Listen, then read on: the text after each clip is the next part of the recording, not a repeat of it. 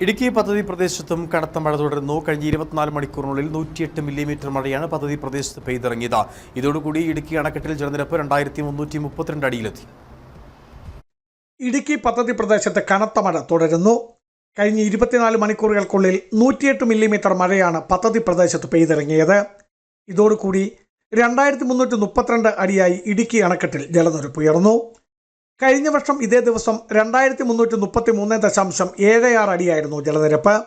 ഈ കണക്ക് പരിശോധിക്കുമ്പോൾ 1.76 അടിയുടെ കുറവാണ് ഈ വർഷമുള്ളത്. എന്നാൽ കനത്ത മഴ തുടരുന്ന സാഹചര്യത്തിൽ മുൻ വർഷത്തേക്കാൾ ജലനിരപ്പിലേക്ക് വരും മണിക്കൂറുകളിൽ അണക്കെട്ടെത്തും. നിലവിൽ അണക്കെട്ടിന്റെ ആകെ സംഭരണശേഷിയുടെ 30.88% ജലനിരപ്പുള്ളത്. മൂലമറ്റം പവർ ഹൗസിൽ വൈദ്യുതി ഉൽപ്പാദനം പതിവ് പോലെ തുടരുകയുമാണ്.